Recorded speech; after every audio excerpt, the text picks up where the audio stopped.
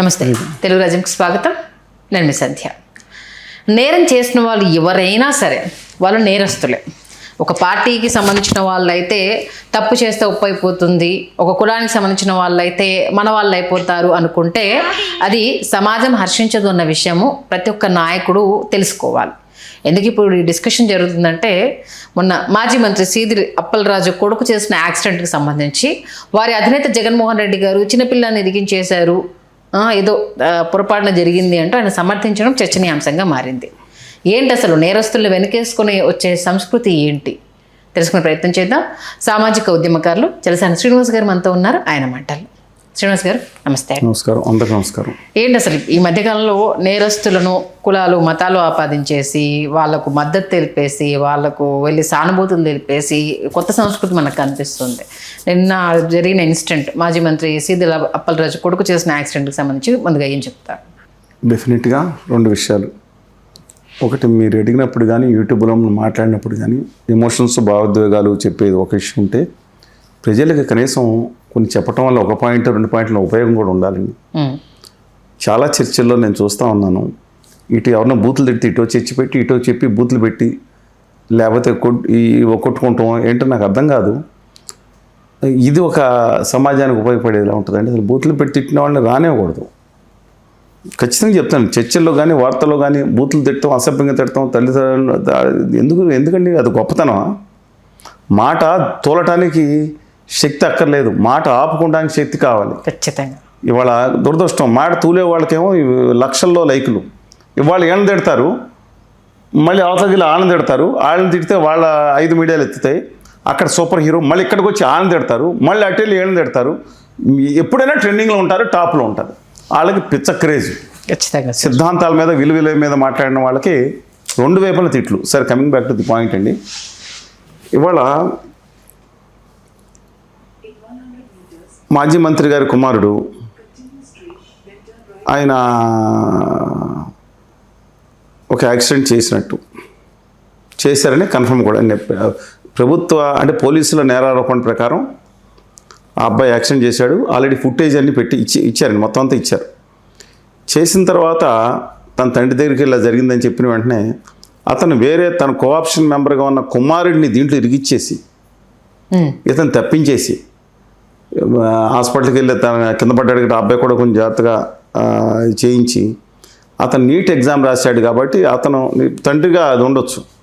ఆ NEET exam రాసినప్పుడు దీనివల్ల అది పోతే కష్టం లైఫ్లో అని చెప్పే ఉద్దేశంతో జరిగి ఉండొచ్చేమో, వీ డోంట్ నో, డిబేటబుల్. కానీ ఒకటి చెప్తున్నానండి, మీరు వాహన చట్టం ప్రకారం భారత న్యాయ సంహిత కానీ లేదా మిగతా చట్టాల ప్రకారం కొత్తగా వచ్చిన చట్టాల ప్రకారం గుర్తుంచుకోండి, 106 చట్టం ఒకటి ఉన్నట్టుంది. మీరు యాక్సిడెంట్ చేసిన తర్వాత నిజంగా కనుక అవతల అతను వచ్చి పొరపాటున మన దగ్గర పడ్డాడు అనుకోండి, దాంట్లో స్పష్టంగా మీకు అదర్ దాన్ దిస్, మీరు యాక్సిడెంట్ చేస్తే కనీసం 5 సంవత్సరాలు శిక్ష పడుతుంది, లేదా జరిమానా వేస్తారు. మీరేమీ లేకుండా అంటే 80 కిలోమీటర్ల లోపు మీరు వెళ్తూ ఉండి, లేదా చట్ట ప్రకారం మీ లైన్లో మీరు వెళ్తూ ఉండి వేరే వాళ్ళు వచ్చి కింద పడితే శిక్ష ఉండని సందర్భాలు కూడా ఉంటాయి. చట్టం అది. మీరు ఎవరైనా యాక్సిడెంట్ చేసినప్పుడు అతన్ని వదిలేసి హిట్ అండ్ రన్ కేసు కన్నా పెడితే, మనకు ఎవరు గమనించుకుంటలేదు కదా అని మీరు చేస్తే కనుక అత్యంత తీవ్రమైన శిక్షలు 10 సంవత్సరాలు జైలు శిక్షతో పాటు ఎట్టి పరిస్థితుల్లోనూ న్యాయస్థానాలు ఒప్పుకో, ఏదో మేనేజ్ చేసుకుంటున్నాను అంటే కనీసం పొరపాటు ఎవరిదైనా సరే ఎవరిది ఎంత పర్సెంటేజ్ పొరపాటు అని తెలుస్తుంది. ఆ అబ్బాయిని గాయపడిన వాళ్ళని అంటే వీళ్ళు కూడా ప్రజలు తన్నేసే విధానం, చేతుల్లో తీసుకోవడం తప్పు.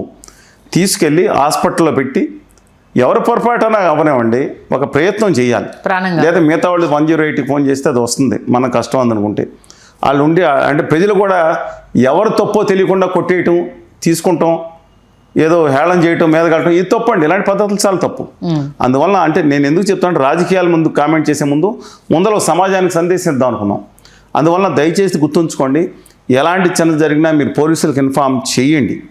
ఎందుకంటే సంవత్సరానికి 1.5 కిలోమీటర్లు నేను బస్సు కానీ ట్రైన్ కానీ చాలా తక్కువ అండి. అంటే గత 10 సంవత్సరాలు 2-3 సార్లు వెళ్ళి ఉంటాను. కారులోనే ఎక్కువ తిరుగుతాను, మిగతా కారులోనే లక్షల కిలోమీటర్లు తిరుగుతాను సంవత్సరానికి. అంటే మేము ఎన్ని ప్రమాదాలు అంటే 80, 70, 80 కిలోమీటర్ల నుంచి వెళ్ళనే ఉన్నాం. కమ్ వాటర్ హైవే మీద ఏదో ఓఆర్ఆర్ లేకపోతే ఎక్స్ప్రెస్ హైవేనో ఎక్కడ ఉంటే తప్ప. అందువలన దయచేసి నేను చాలాసార్లు చూశాను, 2 విధాలు ఉన్నాయి. చాలామంది స్కూటర్లు వెళ్తా వెనకమాల కూర్చునే వాళ్ళు కొంతమంది, ఫోన్లు మాట్లాడేవాళ్ళు, ఫోన్లు మాట్లాడితే తిప్పుకునే వాళ్ళు కొంతమంది. ఈ యూత్ ఒకటి చాలా ప్రమాదకంగా తయారైంది. కొంతమంది అండి తల్లిదండ్రులు ఏపిచ్చుకుని తింటున్నారండి వీళ్ళు. బండ్లు కావాలని వెళ్ళటం. మా పాత వాహన సోదకుడు వచ్చాడు, అతనికి ఈ బండి కొన్నా అంట, అప్పులు కష్టమైంది. ఎంత అంటే 2,50,000. ఎందుకు కొన్నా అంటే చిన్నప్పటి నుంచి నాకు ఐడియా ఉంది సార్. వాడు వచ్చాడు, డబ్బులు ఇస్తాడు, ఇంటికి వచ్చి బతిమాలాడు. వాడు మా కంపెనీ వాడు అమ్ముకుంటాడయా, నువ్వు ఎలా కష్టం కదా అంటే, మా ఫ్రెండ్స్ అందరూ ఇప్పుడు పరుగు సార్. అది అంటే మనుషులు ఆ క్రేజ్ తీసుకెళ్ళి, పిల్లలు ఐఫోన్ కొనకపోతే తల్లిదండ్రుల మీద సార్ కొనిచ్చేవాడు, డబ్బులు ఇచ్చేవాడు కొని ఉంటాడు. అతని వల్ల ఆ అబ్బాయికి కాదు కదా, మిగతా అందరి మీద సమాజం మీద పడుతుంది కదా. అందువల్ల మా అన్న హంబుల్ రిక్వెస్ట్ చేయాల్సింది ఫస్ట్ అండ్ ఫార్మోస్ట్, దయచేసి పిల్లలారా, అది స్పీడ్ థ్రిల్స్ కిల్స్ అని రోడ్డు మీద రాసి ఉంటుంది, గుర్తుంచుకోండి. ఇవాళ రోడ్లు కూడా, కార్లు ఎక్కువ వేగంతో వెళ్ళడానికి అద్భుతమైన రోడ్లు అందుబాటులోకి వచ్చినాయి, అద్భుతమైన కార్లు వచ్చినాయి, ఎయిర్ బ్యాగ్ వచ్చినాయి. వేరే సంగతి, మీ శరీరం మాత్రం పడిపోయింది. మీ తాతలు ఉన్నాడు, ఇప్పుడు అన్నీ మీ శరీరం స్టీల్ అయిపోయిందా? కనుక్కున్నారా? ఎవరు కనుక్కోలేదు కదా. అందువలన మరింత జాగ్రత్త ఉండాలి ఇంతకుముందు మీద, ఎందుకంటే అన్నీ. అందువలన మీ కంట్రోల్లో ఉండండి. చట్టం నిజంగా మన పొరపాటు లేనప్పుడు ఎలాంటి ఇబ్బంది ఉండదు. నేను అందరికీ కారులో వెళ్ళే అందరికి కూడా చెప్తున్నాను, డాష్ కెమెరాలు ఖచ్చితంగా పెట్టుకోండి. నేను ఖచ్చితంగా వాడతా చాలాసార్లు. 90% మంది అంటే ఇంకో కారు ఎక్కితే వేరే సంగతి, కానీ ఎక్కడికి వెళ్ళినా సరే మన తప్పు లేనప్పుడు డాష్ కెమెరా పెట్టుకోండి. పెట్టుకున్నప్పుడు అది పెద్ద ఖర్చు కూడా లేదు, 2,000 నుంచి వచ్చేసినాయి. అత్యాధునికమైన కార్లు ఇన్బిల్ట్ ఉంటున్నాయి. మీరు లేదంటే నేను చెప్పింది కనీసం ఈ మాట నాకు ఖచ్చితంగా ప్రతి ఒక్కళ్ళు కారు ఉన్నవాళ్ళు, నడిపేవాళ్ళు, మీరు తప్పు లేని సందర్భంలో మిగతా వాళ్ళు వచ్చి పడి ఎన్ని ఇబ్బందులు పడ్డారో తెలిసిన వాళ్ళ ఫ్రెండ్స్ కూడా ఉన్నారు. ఇలాగే నన్ను ఇష్టం వచ్చిన రోడ్డు మీద నడిచేవాళ్ళు కొంతమంది వస్తారు. అది కాకుండా తాగేసి తొందరలాడితే స్పీడ్తో వెళ్ళి ఈ బ్యాచ్ కూడా ఉన్నారు. ఎవరిని ఒక్కరిని తప్పట్టను. అందువల్ల మీరు దయచేసి జెబ్రా లైన్స్ ఉన్న దగ్గర నడవమంటే అక్కడ కూడా స్పీడ్ ఆకుండా వెళ్ళిపోతారు మనుషులు. ఎక్కడ నేను అనేక రోడ్లు చూపిస్తానండి మీకు, 2 కిలోమీటర్ల వరకు అసలు మనిషి రోడ్డు దాటుతానికి ఉండదు. కామన్ సివిక్ సెన్సే లోపించింది. ఇవాళ వెళ్ళిపోతారు, చాలామంది బయలుదేరతారండి మోటార్ సైకిల్ మీద. దెర్ ఇస్ నో టుమారో, వెళ్ళిపోవాలి. తెల్లారి ఎక్కడికి ఏంటి 80-90 కిలోమీటర్ స్పీడ్లో ఎక్కడికి వెళ్తారు? ఓ పట్టణాల్లో కూడా, నగరాల్లో కూడా నడుపుతూ ఉన్నారు. అందుకని ఇది గమనించమని చెప్దాం. తర్వాత జగన్మోహన్ రెడ్డి గారు అసలు నాకు ఆయనకి ఏదో దిక్కుమాల సలహాదారులు ఉన్నట్టు నాకు అనుమానం ఉందండి. క్రితంసారి సాయి కృష్ణ అనే అతన్ని పోలీస్ స్టేషన్లో ఎన్కౌంటర్ చేయటమా లేదా ఇంకో హింస పెట్టి చంపటం అనేది దుర్మార్గం, దారుణం, హేయింగ్. దాని మీద ఖచ్చితంగా శిక్ష పడాలి. No second thought, first and foremost చెప్తున్నాను. కానీ ఈయన వెళ్ళి పాపం చిన్న పిల్లోడు, ఏంటండి చిన్నపిల్లోడు చేసి దుర్మార్గాలు చేసి బంధువులకి ఏం చేశాడో కూడా వీడియోలు పంపిస్తాడని ఆరోపణలు ఉన్నాయి. చనిపోయాడు కాబట్టి అతను డిఫెండ్ చేసుకోలేడు కాబట్టి ఖచ్చితంగా మనం అంటే ఆరోపణలు ఉన్నాయి. నేను అడుగుతున్నాను, చిన్నపిల్లోడు నేను ఒక్కదా ఇది కూడా ఏంటండి, అప్పల్ రాజు గారి విషయంలో ఆయన ఏం మాట్లాడారు? చిన్న పిల్లోడు, 19 ఏళ్ళ పిల్లోడు అయితే మనిషి అది కనీసం ఒక పశ్చాత్తాపం ఇవాళ ఏం మాట్లాడాలని. ఆ దానయ్య అనే గొర్రెల కాపరి ఆయన ఉన్నాడు, వెళ్ళి యాక్సిడెంట్ చేస్తే చంపేశారు. నిజంగా కర్మవశాత్తు, అది తప్పన్నాం. జగన్మోహన్ రెడ్డి గారు మాట్లాడింది కరెక్టే, కర్మవశాత్తు అని. కానీ కనీసం చనిపోయిన అతనికి సానుభూతి కూడా ప్రకటించలేదని. అయ్యో పాపం చనిపోయాడు అనేది కూడా ఒక మాజీ ముఖ్యమంత్రి మొట్టమొదటిగా ఎవరు బాధపడ్డారు? చనిపోయిన వ్యక్తికి సానుభూతి తెలపాలా లేదా? వాళ్ళ అభిమానులు ఎవరన్నా మాట్లాడమని నాకు అబ్జెక్షన్ లేదు. I don't have any objection. ఇది చిన్నపిల్లలు ఏంటండి? అది జరిగింది. ఇప్పుడు తర్వాత విషయం ముందర ఆయన తెలియదు అనుకున్నాం. తెలిసిన తర్వాత బయటకు వచ్చి అప్పల్లా చేసింది తప్పని చెప్పాలి కదా. చిన్నపిల్ల నేరారోపణ ప్రకారం ఎవరిని ఇరికిచ్చారు? వేరేవాడు. ఇప్పుడు అతను జైలుకి వెళ్ళిపోతాడు. నాకు అర్థం కావట్లేదండి. ఇది ఇంతమందిని ఇతికిచ్చాల్సిన పని ఉందా? ఇప్పుడు ఇది తప్పని చెప్పాలి కదా.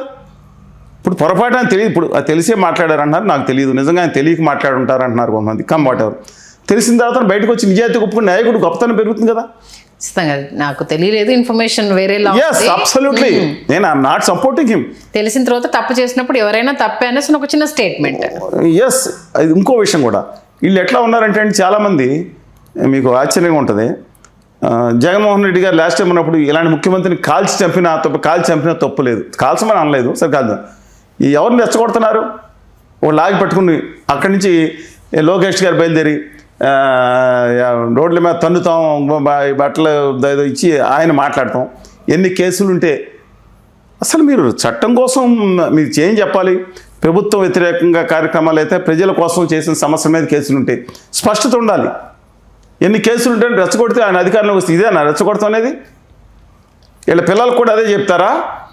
పిల్లలకి నాయకులు అందరూ ఇప్పుడు కేంద్రంలో ఉత్తర భారతీయ జనతా పార్టీ నాయకులు ఉన్నారు, రెచ్చగొట్టండి రా, మతం కావాలి, కులం కావాలని ఇష్టం వచ్చిన మాట్లాడుతున్నారు. వీళ్ళ పిల్లలు మాత్రం ఇండస్ట్రియలిస్ట్గా ఉండాలి, లేదంటే క్రికెట్ కౌన్సిల్ అంతర్జాతీయ చైర్మన్ అయిపోవాలి, పారిశ్రామికవేత్తలు ఉండాలి, అమెరికాలో చదువుకోవాలి. సామాన్య పిల్లలు మాత్రం వాళ్ళ మీద కొట్టుకుని చచ్చిపోయి కులాలు మతాలు పెట్టి వీళ్ళని రాజకీయాలు తీసుకురావడానికి వీళ్ళ పైన ఉన్న క్రోనీ క్యాపిటలిస్టులకి ఇంకా సంపద 2 లక్షల కోట్లు పెంచుకుని ఆదాని అని సంపద సృష్టించుకోవడానికి వీళ్ళు ఉపయోగపడాలా? ప్రతి వాడు హీరో అవ్వాలండి. ఏ సామాన్యుడు కొడుకు హీరో అవ్వకూడదా? వాళ్ళ కోసం వీళ్ళ కోసం పనిచేయాలా? వాళ్ళ కుటుంబానికి వాడే అబ్బాయే హీరో కావాలని అలా కోరుకున్నాం మనం. సరే, ఆయన అంటే లోకేష్ గారు ఈ విధంగా మాట్లాడతాం, ఇక కళ్యాణ్ బాబు గారు ఇంకో విధంగా మాట్లాడతాం. ఏమని? అలా రేపులు చేస్తే ఆయన ఏం మాట్లాడారని రేపు చేస్తే కళ్యాణ్ గారు మనం మాట్లాడకూడదు. తర్వాత ఇంకో విషయంలో మాట్లాడతా బెత్తం దెబ్బలు కొడితే సరిపోద్దా? ఏంటంటే అసలు నాకు అర్థం కాదు. యాక్సిలేటర్ రైజ్ చేయకపోతే వాళ్ళ ఎనర్జీ ఎక్కడికి వెళ్ళిపోద్ది? ఇదే మన కుర్రాళ్ళకి చెప్పేది. అప్పుడు యాక్సిలేటర్ రైజ్ చేశారు వాళ్ళు, దీనివల్ల అయిపోయిందని చనిపోయారు కదా అని నేను అన్నాం. దీనివల్ల అయింది కాకపోయినా మనం ఎలా చెప్పాలి? సైలెంట్ తీసేయండి. జోష్గా సినిమా హీరోగా చెప్పడం వేరే కదా. అది కూడా తప్పే. సినిమా డైలాగులు వేరు, బయట రాజకీయ ఆయన ప్రభావం అత్యంత ప్రభావవంతమైన నాయకుల్లో ఒకరు కదా ఆయన. 2 రాజకీయం ప్లస్ వర్గం ప్లస్ సినిమా అన్నీ కూడా కలిసిన గొప్ప నాయకుడి కింద ఒక రూపాంతరం చెందాల్సిన మనిషి ఇన్హెరెంట్గా ఒకప్పుడు నేను కలిసినప్పుడు చాలా అభ్యుదయ భావనగా మనిషి అండి. ఇప్పుడు ఎందుకు ఉత్తరాది సనాతన మనువాదుగా మారిపోయారని అంటున్నారు, కానీ కొంతమంది ఎందుకు మారారు? నేను ఆయన కూడా రెచ్చగొట్టేసి బట్టలు ఎప్పు తీసి ఏమో ఆందోళనకి నాకు అది బట్టలు ఎప్పు తీసి నాకు అసలు చిరాగ్గా కూడా ఉంటుందండి. అసలు వాళ్ళు ఏంటి, అసలు బాధ ఏంటి వాళ్ళది మాట్లాడితే? ఇప్పుడు కాదు, 2008 నుంచి కాంగ్రెస్ నాయకులు పంచెలెప్పు తీసి ఏంటి కొడతామేంటి నాకు అర్థం కాదు. ఎందుకు రెచ్చగొడతాం వీళ్ళని నేను అడుగుతున్నాను. ఒకళ్ళు కాదు. ఇవాళ నేను జగన్మోహన్ రెడ్డి గారు అన్నా, ఇప్పుడు ఇది నేను చెప్పాను అనుకోండి, ఈ 3-4 పార్టీలకు ఇష్టం ఉండదు. అంటే నేను ఎటో గట్టి ఉండాలన్నమాట. ఇటు తిట్టి జగన్మోహన్ రెడ్డి గారిని తిట్టాలి, లేదా అటు తిరిగి కళ్యాణ్ గారిని తిట్టాలి, లేదా వీళ్ళని తిడతాం. ఎందుకు? మంచి చేసినట్టు పొగుడుతున్నాం కదా. ఇప్పుడు కళ్యాణ్ గారు పంచాయతీరాజ్ డిపార్ట్మెంట్లో మంచి ఎవరైనా తేజ గారు అనుకుంటా మంచి ఆఫీసర్ని తీసుకున్నారు, లేకపోతే వర్క్ బాగా నడుస్తుంది చాలా వరకు. ఈ మొత్తం ఇండియా మొత్తం మీద ఫస్ట్ స్టేజ్ వచ్చేసిందని నేను ఓన్లీ 4-5 విభాగాల్లో వచ్చింది ఫస్ట్ స్టేజ్. ఇవాళ కూడా కర్ణాటక, కేరళ అలాగే 5 రాష్ట్రాలు ఉన్నాయి. 5వ రాష్ట్రం కింద ఆంధ్రప్రదేశ్ ఉందేమో. అందుకని ఒక అంగంలో అది వదిలేసి మిగతాది the department is doing well. మనం ఒక పాజిటివ్ చెప్తాం, కానీ ఇలా రెచ్చగొట్టేయడం ఏంటి? కులాల వారి, మతాల వారి, లేదా ఉప ప్రాంతాల వారి విశాఖపట్నం వెళ్ళి ఇది వెళ్ళిపోయి వేరే రాష్ట్రం అయిపోద్ది అని, ఇది కరెక్ట్ కాదని నా అభిప్రాయం. ఇక్కడ కూడా జగన్మోహన్ రెడ్డి గారు కూడా దయచేసి ఈ రప్ప మానేయండి. ఏదో యాజిటీజ్గా ఉన్నారని మానేయండి. లేకపోతే వాళ్ళని మాట్లాడితే ఒక రెచ్చగొట్టే సిద్ధాంతం మానేసి మీరు దయచేసి నా హంబుల్ రిక్వెస్ట్ ఏంటంటే, ఒక రాష్ట్రంలో ప్రధాన ప్రతిపక్ష నేత మీరు, కమ్ వాట్ ఎవర్ గుర్తింపు ఉందో లేదో ఇచ్చారు, వాళ్ళు ఎవరు కావాలండి. 39.37% ఓట్లు వచ్చినాయి మీకు. అలాంటి సందర్భంలో రాష్ట్రంలో ఈ రాష్ట్ర ప్రభుత్వం చేసే ప్రజా వ్యతిరేక విధానాల మీద, దీనికంటే ముఖ్యంగా ఆంధ్రప్రదేశ్ విభజన హామీల మీద ఎందాకని మీరు అందరూ దృష్టి పెట్టండి. కేంద్రాన్ని మాత్రం ఇట్లా ఫెయిల్, వీళ్ళందరూ కూడా దాని మీద నిలబెట్టండి. ప్రాధాన్యత ఇప్పుడు ఇలాంటి విషయాల్లో మీరు నాయకుడికి మద్దతు ఇచ్చారు, కానీ ఆ సిద్ధాంతం ఇంకో పిల్లల మీద ప్రభావం చూపించకుండా చూడండి. నవతరం యువతరం వాళ్ళకి మరిన్ని బాధ్యతలు పెంచేలా మాట్లాడితే బాగుంటుంది అని నా విజ్ఞాపన. ఖచ్చితంగా మీరు చెప్పిన దాంట్లో కొంత పాటించినా కూడా యువతకు మంచి మెసేజ్, పాజిటివ్గా సందేశం ఇద్దామని అంటున్నానండి. కొంచెం మనం ఏదైనా రాజకీయాలు వస్తూ ఉంటాయి, వెళ్తూ ఉంటాయి. పిల్లలు కూడా మీ నాన్నగారు వాళ్ళని అమ్మగారిని మరీ బైకుల కోసం మీ ఇష్టం, కానీ బైకులు థ్రిల్స్ నేను కాదంటలేదు, కానీ కొంచెం దాన్ని కంట్రోల్లో పెట్టుకోండి. కార్లు కూడా ఇష్టం వచ్చినట్లు ఏంటండి స్పీడ్ 120, 140 ఏంటండి? ఆల్టో కార్ వేసుకుని అలా అవతల వీళ్ళ ప్రాణం పోవటం కాదు, అవతల ప్రాణం కూడా తాగి డ్రైవ్ చేయటం, డ్రైవింగ్ లైసెన్స్ లేకుండా చేయటం, మిగతావి ఇది మాత్రం చాలా కేర్ఫుల్గా ఉండండి. కొత్త న్యాయ చట్టాలు వచ్చినాయి. పాత రోజుల్లో కానిస్టేబుల్ ఇచ్చి మేనేజ్ చేద్దాం క్వశ్చనే లేదు. ఇవాళ పైగా ఇంకొక ప్రాణం తీసే హక్కు, ఇంకోళ్ళు గాయపరిచే హక్కు మీకు లేదు. ప్రాణం పోసే మీకు ఆ శక్తి లేనప్పుడు ప్రాణం తీసే హక్కు ఎవరికీ లేదు. మిగతా వాళ్ళు కూడా రోడ్లు కనీసం పాదచారులకి వాళ్ళ సుప్రీంకోర్టు జడ్జిమెంట్ ఇచ్చింది, పాదచారులకు ఫస్ట్ ప్రయారిటీ అని. దయచేసి పాదచారులు ఒకటి అత్యంత పాదచారులు మోటార్ సైకిల్లో చనిపోతున్నారండి ఈ దేశంలో. మనం లాస్ట్ టైం మాట్లాడుకున్నాం. అందువల్ల దయచేసి గమనించి కోరుతా ఉన్నాను. నమస్కారం. ఖచ్చితంగా మరి చెప్పిన దాంట్లో కొంతలో కొంతైనా పేరెంట్స్ కూడా ఆలోచించి అడుగులు వేస్తే బాగుంటుంది. మంచి విశ్లేషణ అందించారు. Thank you sir. Hello, Telugu రాజ్యం ఛానల్ చూస్తున్నారా? సామాజిక, రాజకీయ, జీవన చిత్రణే తెలుగు రాజ్యం. అతిశయోక్తులు, అసత్యాలు ఉండవు. రాజకీయ కోణం కాదు, ప్రజా కోణమే కొలబద్ద. తెలుగు రాజ్యం వీక్షణ మీ ఉత్తమ అభిరుచికి నిదర్శనం.